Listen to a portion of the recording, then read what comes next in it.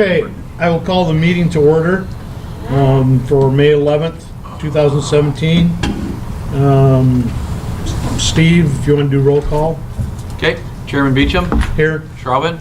Here. Cadwalder. Here. Chambers. Here. And Salzwedel has told me he will not be here tonight. Okay, I would entertain a motion to excuse his absence. Make a motion that we excuse Jim. A And second. It's been moved and supported. Any further discussion? All those in favor signify by saying aye. Aye. Opposed? Motion carried. We're going to move right along tonight. Steve, the romantic that he is taking his wife to Italy for her 30th birthday. Or I shouldn't, maybe I shouldn't say Yeah, you what can say age it was. Yeah, 30. Okay.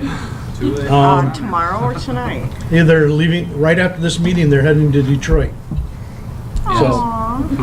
Okay, so looking for approval of the agenda. I do want to add one thing. I don't, Steve, if you have anything? I want to add number 4A. I just want to, Mark's here and Ryan's here, just want to quickly, they can talk about their experience with the rodeo. And I'd like to add a 6D, the purchase of a switch on the behalf of King Milling for the South Broadway project. And Megan did put a item 6D in all of your share files that I'll be alluding to. We won't have it for the screen, but everybody should have it in their packet or in their share file. Okay, with those two changes, I would entertain a motion. I'd like to motion for the two changes that you have brought to our attention for our tonight's agenda. Okay, I'll second. it's been moved and seconded. Any further discussion? All those in favor signify by saying aye. Aye. Opposed, motion carried. Moving on to approval of the minutes from the April 13th, 2017 regular board meeting. Any questions? If not, I would entertain a motion. I make a motion that we approve the minutes as written. I'll support it. It's been moved and supported. Any further discussion? All those in favor signify by saying aye. Aye. Opposed, motion carried. On to public comment. Any public comment? I just want to go on to the rodeo thing or whatever. Well, we'll go right, Okay. Soon as- Just thanks, so. yep. So, hearing no other public comment, then presentation about the trip to San Antonio. And Mark Droog and Ryan can, go ahead. Tom, Perry, thank you guys for your driving, bringing all the gear. Oh, you're welcome. It was fun. Yeah. Did you make Ryan, that go? good crew leader, awesome good time. And each board member for letting us go. I wanted to do it for a long time, and we finally did it. And we got to play with the best of the best, and yeah, great time had by all. So thank you guys very much.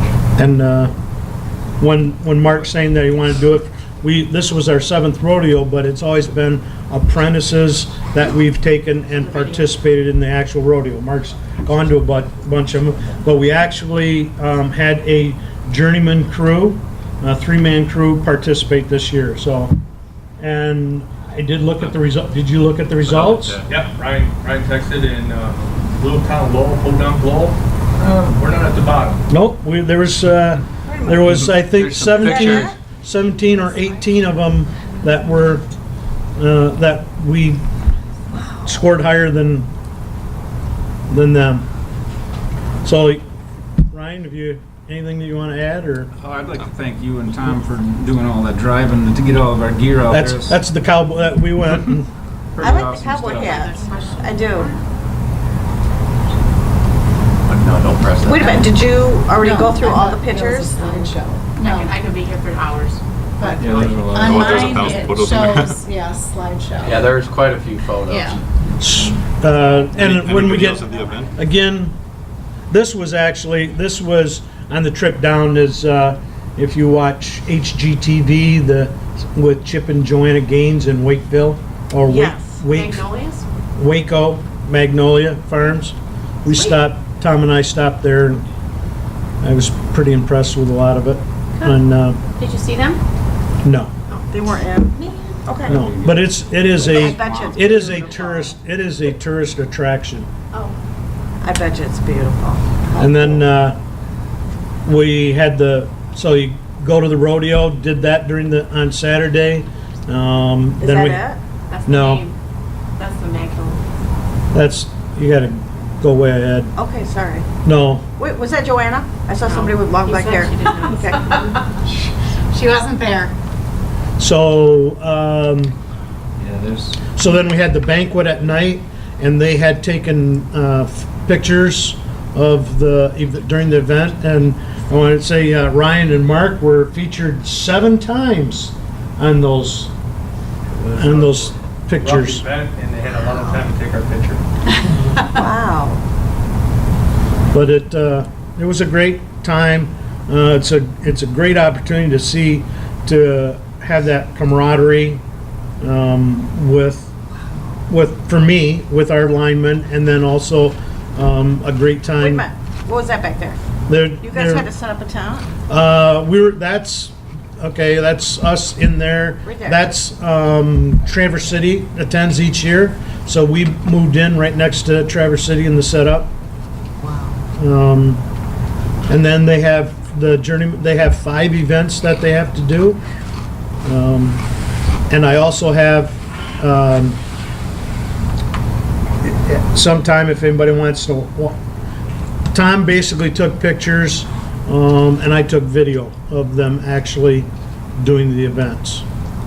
And Carson. I was going to ask if there was a video of the event. That sounds Yep. like that'd be a Well, again, I had 100% battery, and the Hurt Man Rescue, where they have to take this dummy down from the top of the pole. That's average is about 4 minutes to do.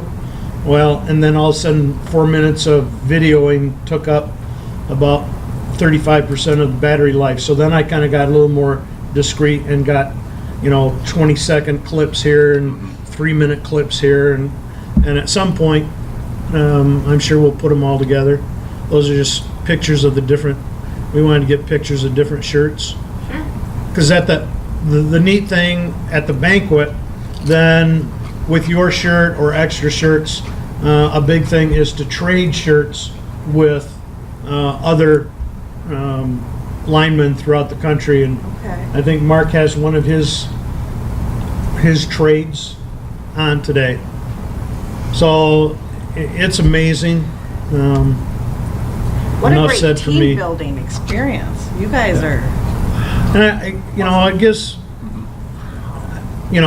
next year it's in North Carolina, Raleigh, North Carolina. So it'll be a shorter trip. 7 hour shorter drive. Yep, 15 hours. We did drive, I got crazy, and we did drive from San Antonio to Lowell, Michigan nonstop on the way back. But it's a great time. I'd love to see other board members be able to go. It gives you a really good time to have conversations right. with your linemen, with your other employees, pick their brain, figure out what we can do better, what they can do better. It's a great experience having that non-threatening, conversation. That's amazing. That's, wow. And with that, I'll shut up and let Ryan speak if he has anything to say. oh, I'm good. I just appreciated the fact that you guys were able to drive all of our stuff down there. That's a pretty important part. I mean, if we didn't have all of our proper gear, it wouldn't work out. And it was a super fun time. I mean, even all of the hotel experience in the Riverwalk area of San Antonio, if no one's ever been there, it is awesome. You can walk to everything right around there. It was It's like a a- very fun time. City within it's like Yeah. a city within a city, pictures. the river, there's a river walk through San Antonio, and it's like, it's a basement of the city. I mean, all the other stuff's up there on top, and you're down in this Wow. kind of cool deal. Yep. Now, how many went total again? Well, I couldn't tell you, they can maybe No, tell I you, mean, with our group, Low Light and Power. So we had what? 7 of us, 7 total? yep. 2 drivers. Well, Tom and I took the equipment down. We In had the- 4 employees. Tom Russo did go, he's technically a part-time employee, but 3 people Okay. competed. Wow. In the past, when the apprentices don't need they can basically carry what equipment they need on an airline or whatever. The journeymen have so much more equipment that they need that it doesn't work out to fly it or ship it or whatever. Wow. So that's why, it was a fun road trip. So you virtually drove a truck that, We took a Right, pickup with a- truck, Tom and I.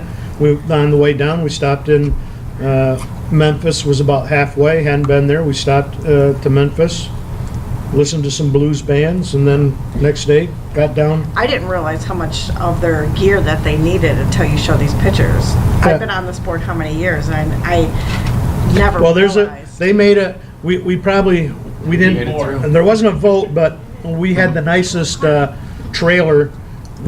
They made a trailer in metal. It's got our logo cut out, and Who made that?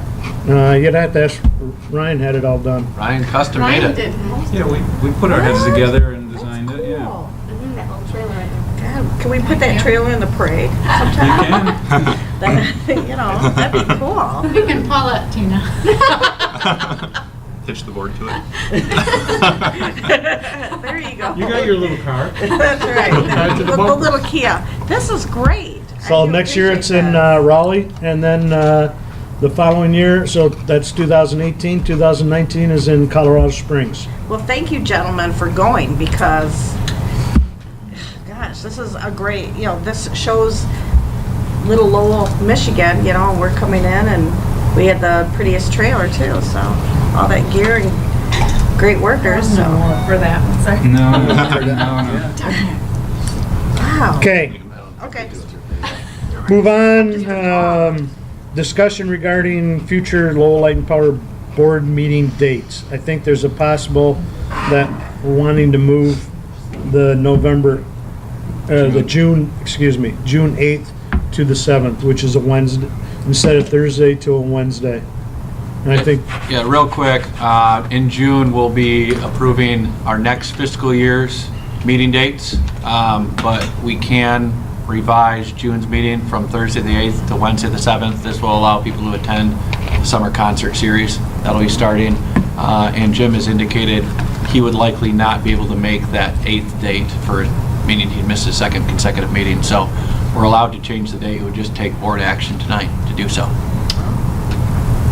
and I personally don't have a problem with it. Starting which dates again? Well, Next Just month. one day. they'll probably, when we approve. Oh, just the one? In June, when we approve our schedule for we'll probably then make July's and August And the following meetings June. in the following June on Wednesday instead of Mhm. Thursday, Okay. if we so choose. I hope we choose to just change it. So I would if you're good with that, I would entertain a motion to change next month's meeting from the 8th to the 7th. I make a motion that we change June from the 8th to the 7th. I'll support. It's been moved and supported. Any further discussion? All those in favor signify by saying aye. Aye. Opposed? Motion carried. So we need to get that posted. Moving on, action items. Steve? All right, the first of 4 action items tonight is a cost of service and rate design study results and recommendation. As all of you probably remember, back in February, we approved a contract with Utility Financial Solutions to perform a cost of service and rate design study for us. Our last study was performed in 2009, so we were definitely overdue for that study. And again, the reason we wanted to do it right now is because our fiscal year begins in July. Our budget is hopefully going to be approved later this evening, and it would be wise to take into account any rate changes into the budget we'll be approving. So I worked closely with Mike Johnson and Mark Beauchamp. Mark is the president of UFS. They're nationally renowned. They're a preferred vendor for the APPA. Mark, I've taken many classes of yours, and he's a great teacher and presenter, very well respected in the industry, and they have performed our last 2 cost of service and rate studies. So Mark is here just to present the results of the study, as well as really some education material for the board, and then give us a recommendation in terms of how we should proceed really for the next 3, 4, 5 years with our rate structure. And you'll also have a chance to just ask him questions and pick his brain about anything you may be curious about in terms of rate and the development of them. And I'm sure you can butt in during the presentation as well. So with that, I'm going to turn it over to you, and we'll wait till make an action item until he's done presenting. Well, thank you so much. I really appreciate the opportunity to be here. I got to tell you a story before I get going. When I first got into consulting, when I left the Holland Board of Public Works in 1998, the very first project I ever had was here in Lowell to do a cost of service study. It was Paul, I forget his last name, was the general manager at the time. And something I've always appreciated, and thank you very much. I know it's been a while since I've been here, but what I have tonight, as Steve had mentioned, is the results of the cost of service study. And what I'm going to be looking for from the board of directors is direction on how to actually design the rates. You know, we've done the numbers with respect to how the rates or adjustments should be, what the cost of service results are telling us. And what I'm looking for from you is, one, do you agree with our recommended rate track? 2, in review of the cost of service results, how much will you allow us to move the classes closer to the cost of providing services? Because what you're going to see is some classes are paying too much, some are not paying enough. Can I interrupt you just for a minute? Absolutely. Can you just slide over just a little bit? The only reason why is then the camera, because we record and we run it on YouTube. That'll just give our audience. Famous. So, thank you. Is this all right? Yes, good, thank you. Better than look at my bald head. So I'll be looking for direction on how much leeway you'll allow us to move toward cost of service. We're just looking for maybe a 1% variance, and I'll explain that when I get to that section. The third component that I'm looking for direction on is the monthly customer charge. You're currently, I think, $10.80 on the residential. Cost of service study says it should be almost twice that. And the customer charge is probably the biggest issue right now in our industry. It has been for a few years. And it's because of 2 reasons. One's, they're both very positive.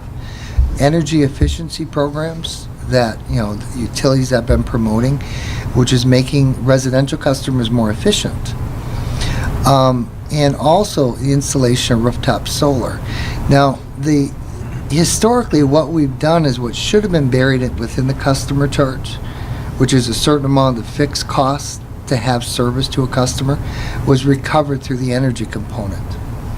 And obviously when you don't charge cost of service based rates, at some point in the future it will cause you problems. And actually you're in better shape than many in the industry, but it's causing problems throughout the country right now, especially with the investor-owned utilities trying to get those monthly customer charges set properly.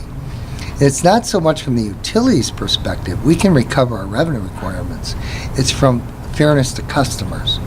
Because if we don't set the customer charge properly, you're going to have low-use customers being subsidized by higher-use customers, which is one issue. But the other one, you know, this is Michigan, and we have a fair amount of our population that loves the summer but don't like to endure our winters. So they go to Florida or Arizona, and if we don't charge them the proper customer charge, what happens is the year-round ratepayers have to subsidize the seasonal customers. So, and I'm going to talk to you about that, about how much leeway you'll allow us to increase the customer charge. Now remember, that goes all into the total revenue. So like say you want a 2% increase for residential, and you put $2 or $3 on the customer charge, it's more than 2%, you know, because that's part of the overall calculation. So you can go ahead. Or do I have the control? No. Oh.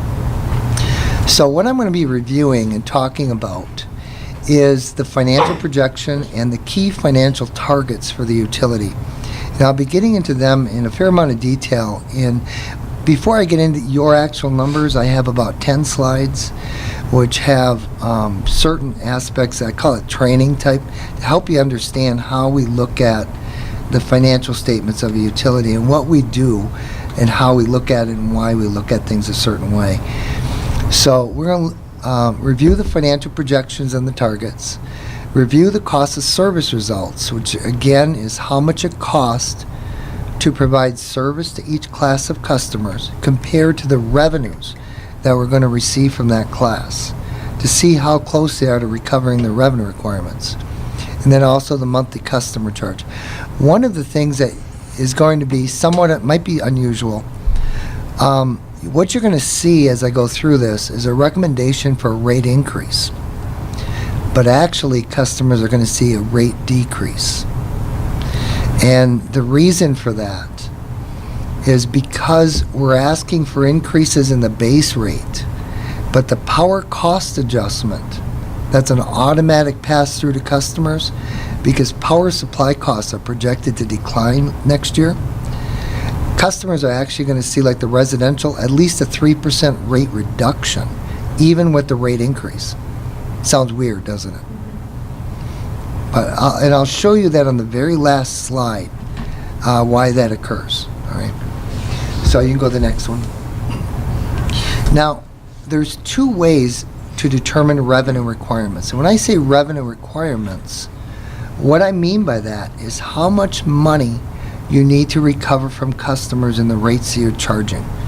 It's probably in many ways the most important thing from a financial standpoint that a utility can determine, is how much money they need to recover from customers to make sure the utility remains financially stable and they don't create generational subsidies. I mean, do you want, we could keep the rates lower for this generation, but the next generation is going to have to pay for it if we did that. So the proper determination of those revenue requirements are key. And there's two ways to determine that. And we actually do it both ways. One is called the cash basis. And by the way, you can stop me at any time and ask questions. One is called the cash basis, which basically looks at how much expenses and capital expenditures and debt service payments that the utility is going to incur in a year. All right? And when you total that up, that is the revenue requirements. It's on the left-hand side. The O&M expense plus the debt service plus capital improvements. You total it up, that's your revenue requirements. Cash is king. I'm not going to deny that. Cash is king. But the capital improvement program is not consistent. Utilities make capital improvements when they're needed. But the infrastructure that's in service, when you make a capital expenditure and you build, let's say, $1 million line, and in the first year of that line being in service, you're not spending a lot of money to repair and replace it. Not until it gets older. But every year, like sandpaper, that line is wearing down. And so it's the capture of the wear and tear on the infrastructure that the other method looks at, called the utility basis. Rather than looking at cash flow, it says how much of the infrastructure is being worn out by that use. Okay? So that, because if we don't capture that, somebody's going to have to pay for it at some point in the future. So that's what I mean by generational subsidies. So the one on the right-hand side is the utility basis. Now we look at it both ways. Again, it's O&M expense, then depreciation expense. That's that recapture of that wear and tear. And then there's rate of return. Now, when you first hear rate of return, you're thinking to yourself, we're a non-for-profit utility. Why do we need to make money? But we're really not talking about a rate of return to make money. We're talking about a rate of return to break even. And that break even is determined. Let's go back to that $1 million piece of equipment. Say it has a 20-year life. And every year we capture depreciation expense, or the wear and tear on that asset. So at the end of 20 years, you theoretically have recovered $1 million to replace the asset. But it's not going to cost you $1 million to replace it. It's going to cost more. Because every year the replacement cost of the asset goes up. That rate of return is there to recover the inflationary increase in the asset's replacement cost. So that the customers that are using the asset are paying for the wear and tear on the infrastructure, plus the inflation on that, so that when it goes to be replaced, the money exists to replace it. Okay, does that make sense? Mm-hmm. Now, we look at it both ways, and what you're going to see in our targets is how we do that. The cash basis targets that we look at is we basically identify the minimum cash reserves that the utility needs to maintain. And we want to make sure that your cash balances are above that minimum. And I'll explain what goes into looking at that minimum cash level. The utility basis becomes that target operating income, and that you'll see when we go into that section. And we try to work between them, because you can't really do any one in isolation over the other. And I'll explain why that is. Why you kind of have to use some common sense and use both methods for a public power system. Now, the cash basis has advantages. The biggest advantage is it's understood. It's understood by city councils, especially cities, because cities' general fund operates on a cash basis. But that model doesn't always work well for a utility, because our cost structure is totally different than a city's. We're very capital intensive. We have, probably 70% of our costs is related to infrastructure.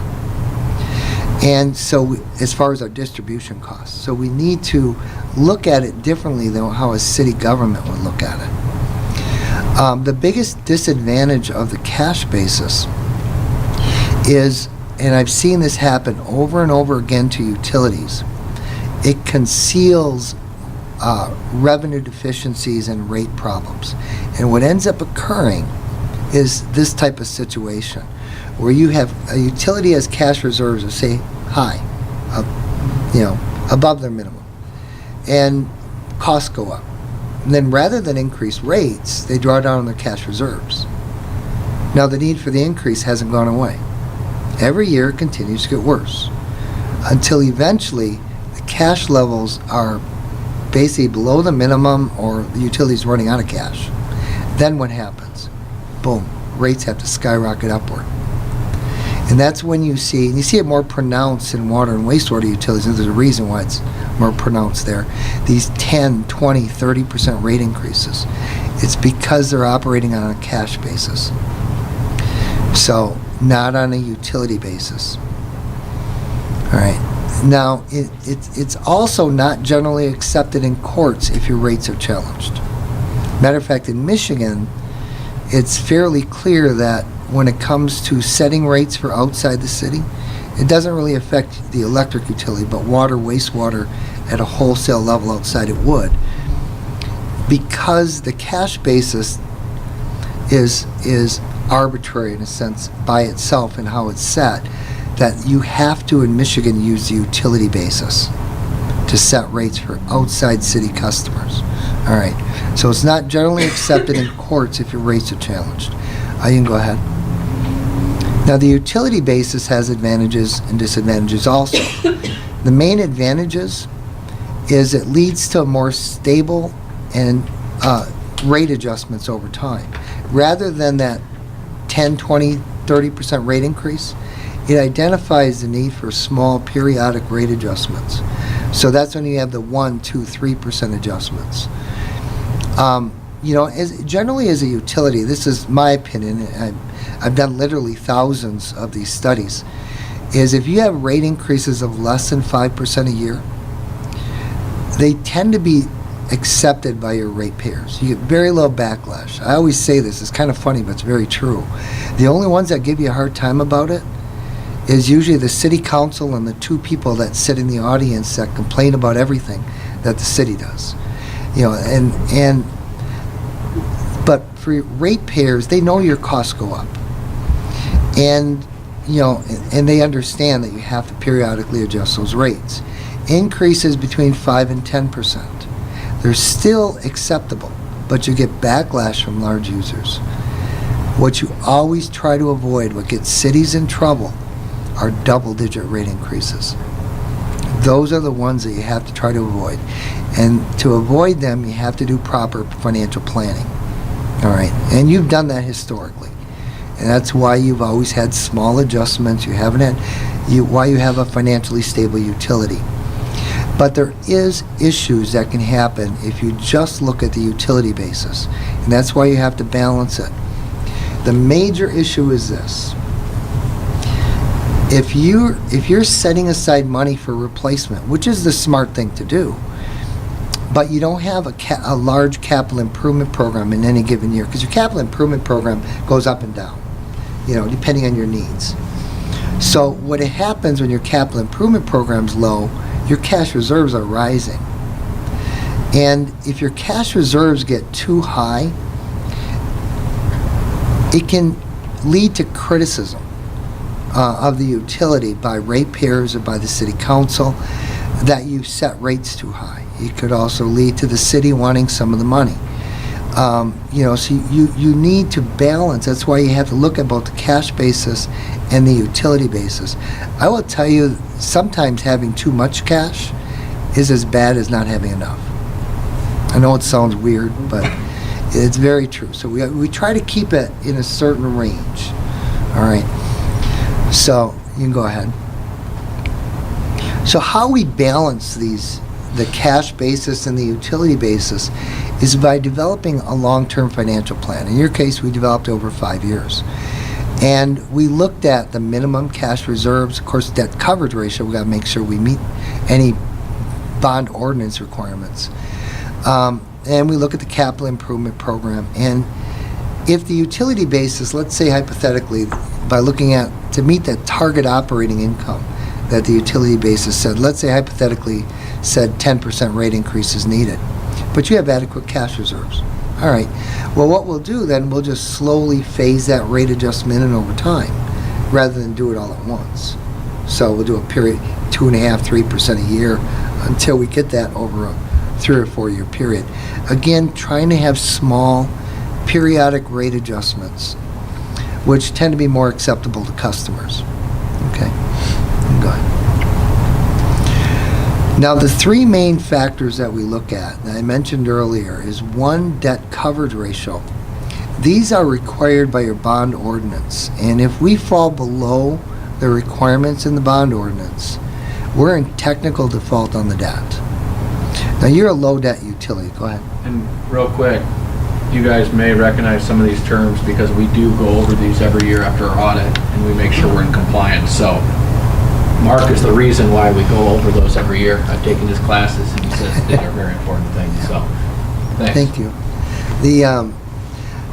So if we're in technical default on debt, it's not that somebody's going to come knocking on our door demanding payment, but at some point in the future it will cause us problems, because the next time we go to issue debt, the rating agency are going to look back historically and see that you've been in violation.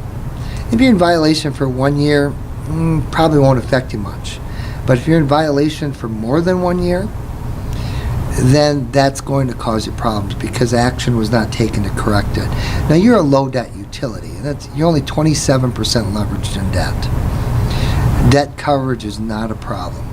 You know, maybe at some point you might replace your generating unit and issue a lot of debt, and maybe then it'll be a problem or be an issue that we have to monitor more closely. But that's not an issue. That's not driving any of our recommendations. All right. Now the second one, and this is driving, oh, I'm sorry, you can stay on that slide. The second one is cash reserves. And what we do is we look at the minimum level of cash, which, and how we look at that, and we'll get into some detail. We look at the working capital needs and the working capital lag, which is the timing difference between when you pay bills and when you get money from customers.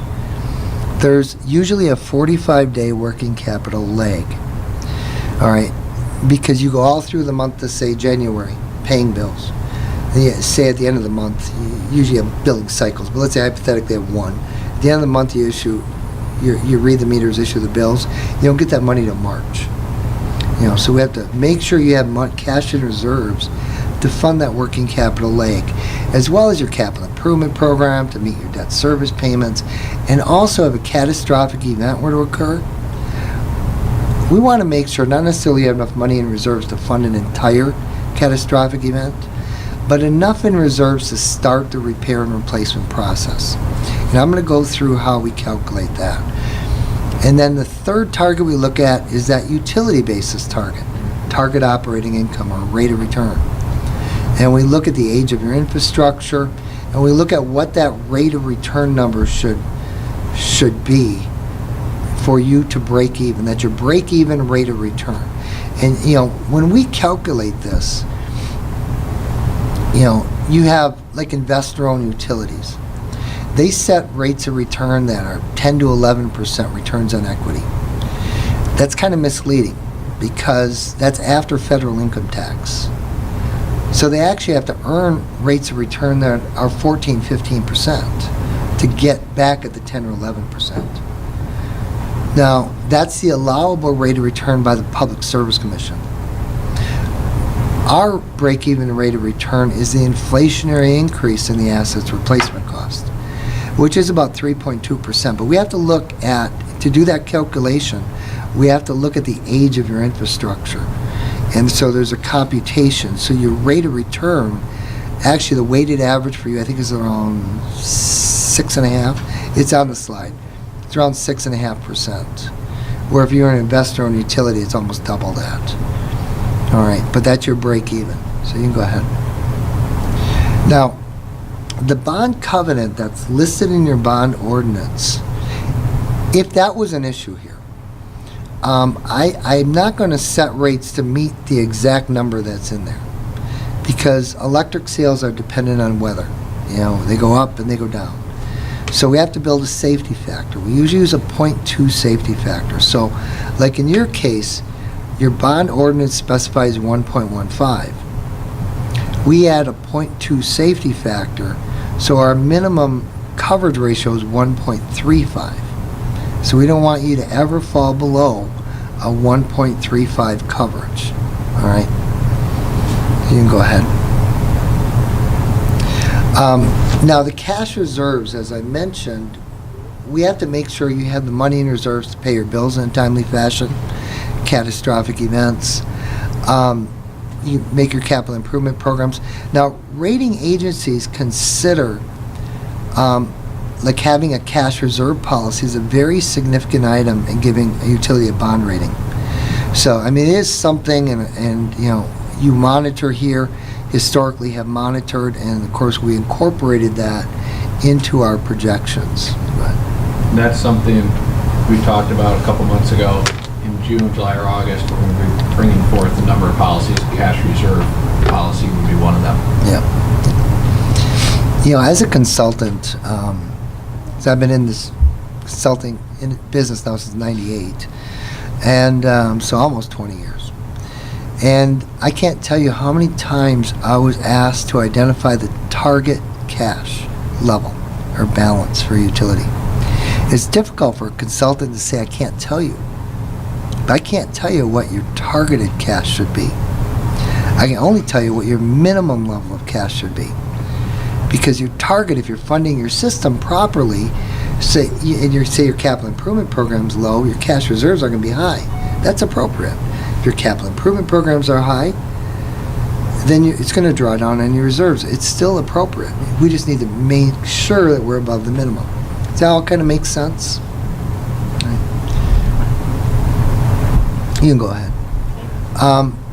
Now, factors that influence your need for cash, which I've listed here, is the timing difference between when expenses are incurred, as I mentioned, and when you get the money from customers. The age of your assets are also, I didn't mention this one before, but I talked about catastrophic events. And like in Lowell, ice storm, windstorm. If you're down in Florida, you got hurricanes, you have different things in different parts of the country that we want to make sure that you have money to, fund or start a repair and replacement program. Now, how we determine your risk level on that is we look at the age of your assets. Because if you have an older distribution system, then you have more exposure to an ice storm or a windstorm doing substantial damage than a newer infrastructure. I know that's not 100% true, but it gives us an indication. So we look at the age of your infrastructure. In many situations, we'll look at the risk related to power supply. So some utilities have a component, not in a catastrophic event, but as a risk component in a sense, because they're subjected to the market so strongly. And maybe they don't have a power cost adjustment like you do. So you need to have more cash, because if something changes in the market and cash goes up, it's going to take a while to adjust rates and get that money back in. So they need more cash and reserves to balance that risk. Does that make sense? Okay. Now, in building your financial models, there's certain key assumptions that are made. And in building these models, in your case, a 5-year projection, in the first 1, 2, 3 years of our projection, I'm fairly confident we're going to be pretty close. But when you get out into year 4 and 5, the only thing I'm certain of is we're going to be wrong, because it's built upon so many assumptions. All right, some may materialize, different levels, whatever. Some won't. And so, like in this case, purchase power. And I got to tell you, this is going to sound funny. I don't care what purchase power is. Do you know why? Because you have a power cost adjustment. So it's irrelevant to the financial projection, because if power costs go up, the PCA goes up and balances it out. But nevertheless, we put it's in the model. And in the first 2 years, very positive event is we're projecting decreases in power supply cost. So a 3.5% power supply rate decrease in 2018, 5.6% decrease in 2019. After that point in time, we're projecting some slight increases. Now, this is the reason why I'm saying I'm asking for a rate increase of 1.4%, by the way, but customers are going to see a rate decrease. And it's because of that power cost adjustment mechanism, and because power supply costs are decreasing. Right? Now, the next set of assumptions, you can go ahead, stay on that one, is inflation. 2.5%. Inflation affects labor, supplies, materials. That really, believe it or not, is relatively small component in the overall cost structure of a utility. Most utilities, 70 to 80% of their costs are power supply. 20 to 30% relate to distribution.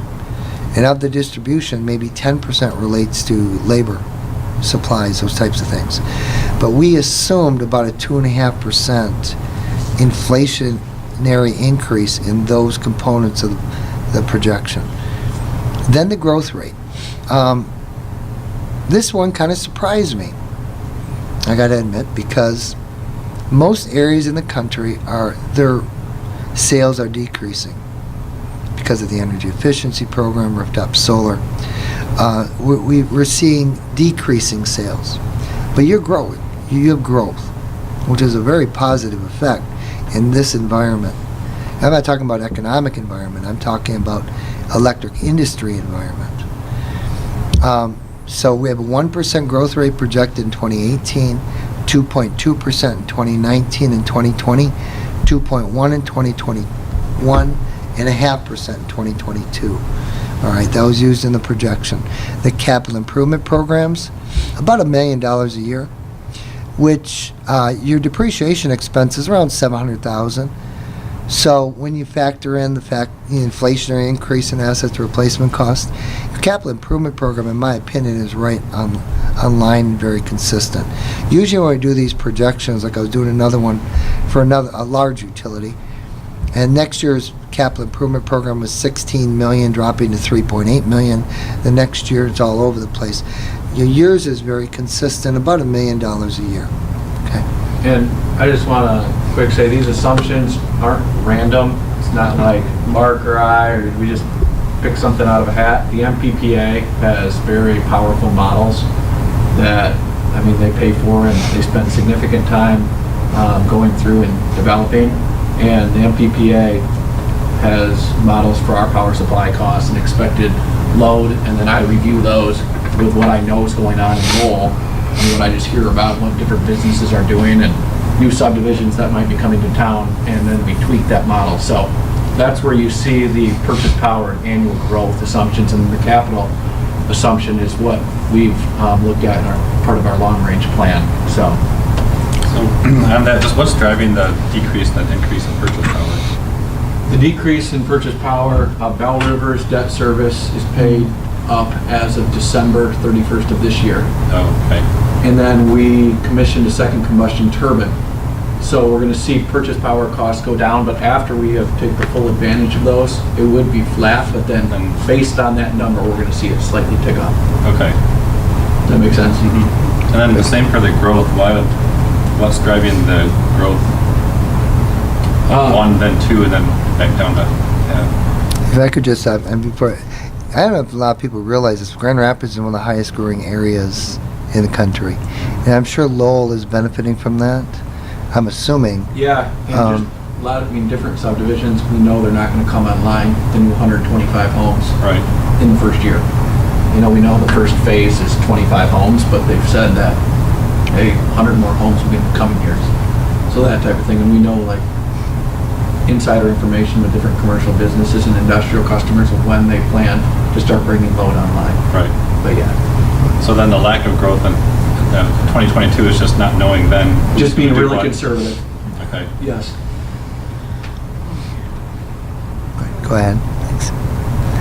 Now, I'm going to have to open up my own, and I apologize, I know this is kind of small, but I'm going to open up my computer because my eyesight's not that good.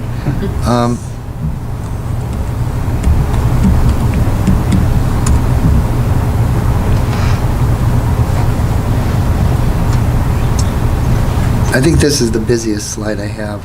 There might be one other that might be more. Now, this is the minimum cash reserve calculation. And remember I said we looked at the working capital leg, that in the industry is almost every utility in the country that bills monthly. That working capital leg, the timing difference between when you pay bills and get money from customers is about 45 days. Okay? That 45 days, if you're divided by 365, that's a 12.3%. Power supply, we look at it a little differently. Power supply costs vary by month, and we look at the peak month's power supply bill and the working capital lag timing difference between when you get the bill from MPPA and when you pay it. And when we calculate it out, that came out to 12.4%. The historical rate base, which is really the catastrophic event that we're referring to, we look at the total investment you have in assets and the age of your infrastructure. Now, in your case, we used a 3% factor because your infrastructure in total is slightly above the average age. So you're a little bit older, not old, but a little on the older side. So we used a 3% factor on that. And then we look at your debt service payments and the timing on those debt service payments. Usually twice a year. One's interest only, the other one's principal interest. So we look at the timing on that to make sure you have always had that debt service payment within your reserve levels. And then we look at your capital improvement program. And we want to make sure that you have the cash and reserves to fund the capital improvement program. And when we calculate it all out, your minimum cash reserve is 2.9 million approximately, 3 million a year, right in that range. That's the minimum, not the target. Okay? You can go ahead. The debt coverage ratio. Go back. Oh, go So, ahead. you're going, so the projected cash reserves, that's what you're projecting ours, Correct. but we should, that's if we make no changes, or is that if we, because I'm just Good. seeing You the see it- minimum you see cash it red reserves is in going there. up, Yeah. and the projected cash reserves are going down. Yeah. And Uh, one other thing I would like to point, because I talked with Mike specifically about this would also be if our PCA went down to 1.7 cents instead of 2.39. Yeah, And it reflected the actual cost of power in the future. correct. You know what I'm saying? Because we're not going to overcharge our PCA to subsidize for other costs in the utility. Right. So this was, if the PCA was appropriately placed going forward, when our power costs go down and we did nothing, our cash would decrease, yes. Okay. Yeah, I'm glad you brought this up on this slide, because this is actually, our recommendations are largely driven by the results of this slide. Because when you look at what's on the bottom, you're gonna see it summarized again in another slide. This is your projected cash without any rate adjustments. But as Steve said, the power cost adjustment is being implemented, so rates are actually going down. But there's no additional rate adjustment from that point. So you can see that, in 2018, if you didn't adjust rates, you could probably get by without a problem. Now in 2019, you're going to start seeing some problems. And if you carried that all the way out to 2022, now you got major issues. All right. So it's this slide that's driving our rate adjustment recommendations. Okay, does that make sense? Debt coverage ratio, this is, it's, for you guys, it's not an issue, but it's just basically the cash that's generated from operations divided by your debt service payment. That's your coverage ratio calculation. Without any rate adjustments, you're going to be over 3. Your minimum level is 1.35. All right, so that's not an issue. Now the target operating income, and I'll tell you what, if you could go to slide 16. Okay. One more. The target operating, if you look right at the bottom, that rate of return target is 6.4%, 2018. And that target operating income, if you look 2 lines above that, is about 580,000. It increases over time because your capital improvement program. So over the projection period, it goes to 764,000. If you look at your projected operating income, you can see you're a little bit below that. Not badly, but you are below it. You're at 421,000 compared to the 580 in 2018. And again, just so because I'm looking at, this is without making any adjustments. This is in the year 2022. This is, the gap gets Bigger, bigger. correct, without any adjustments. So, now the next slide, you can go ahead. Oh, go ahead. One question on that one. So what's the rate of return based on? The rate of return, if you look, I'm going to focus you on that 7.64%. Okay. Do you remember I said the inflationary increase in assets replacement cost? Now, 7.6 is pretty high for inflation when you just think about it from that perspective, but that's not what the calculation is based on. The inflationary, if you look from 1992 to 2013, the average increase in electric replacement infrastructure was about 3.2%, okay? But that 3.2% is on a historical investment. This calculation's on net book value. If you're not an accountant, what that means is, let's go back. You got $1 million asset. They placed in service 10 years ago. Say it has a 20-year life. Every year when it gets on the book, Sharon starts depreciating that. And so she's depreciating, because a 20-year life, $50,000 a year. So in the 10th year, the net book value of that $1 million asset is $500,000. That's what's showing up on the books. But it's actually a $1 million investment that inflation is going up on every year. So if you were to take that $1 million, multiply it by the 3.2%, that's $32,000 inflation each year on that $1 million. But the books are only saying $500,000. So we actually have to double the inflation rate to 6.4 to get back to the 32,000. Does that make sense?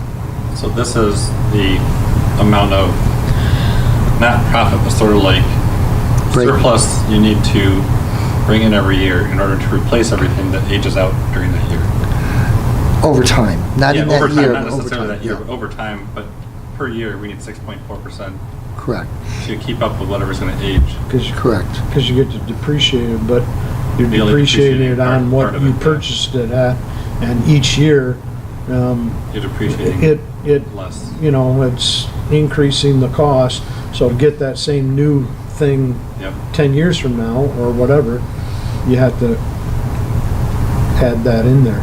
Yeah. So it's kind of like saying that's the amount of profit you need to keep up with the inflation. You know, not that you would take profit, but the profit would go back into almost the amount of reinvestment you need. Reinvestment, Yeah, yeah. that's a better word. It's a break even. You have to make money to break even, which Yeah. sounds so weird, but. Well, it makes sense. I mean, yeah. inflation rate, so. But you can see it rises over time, and, you know, that's a function of the infrastructure investments and depreciation. So it's going to change. If you made a huge capital improvement project, that's going to drop that rate of return number, because now your infrastructure is going to become newer. So when you calculate it out, the percentage is going to drop. So you can go ahead. Now, what I just covered, which is the financial projection, is when I get into that in yours, that's the most important thing for the utility to look at each year, which you do and have historically done here. It's probably the easiest thing to do of what the project we did.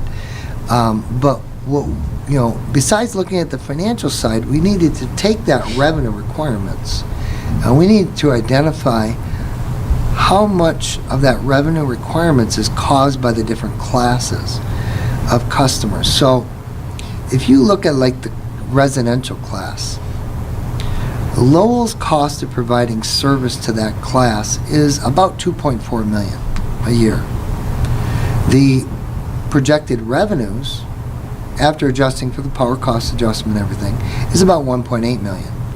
So you can see that in order for this class to meet its cost of service entirely, it would need a 15% increase.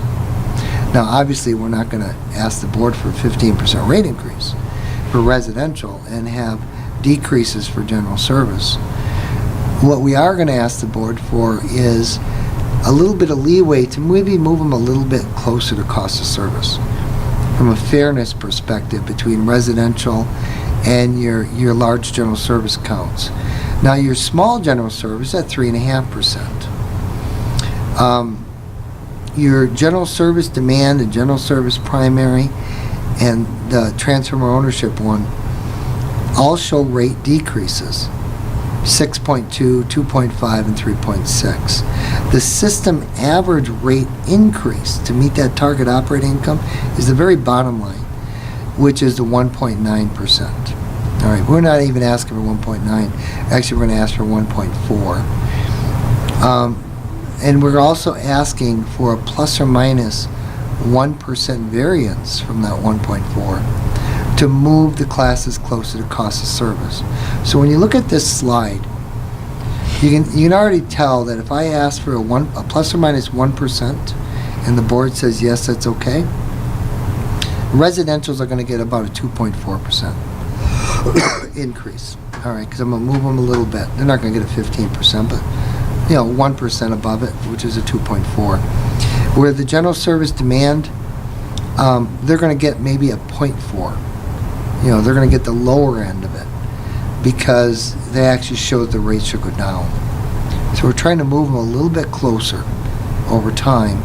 And I'll be honest, one of the things, I make my living doing this, all right? But one of the things, there's limitations. This is a snapshot in time. It's a snapshot based on what has occurred in the past and what we're projecting weather conditions, everything to be next year. and what your power supply costs are structured. Now, Steve mentioned that, okay, the Bell River debt's gonna fall off.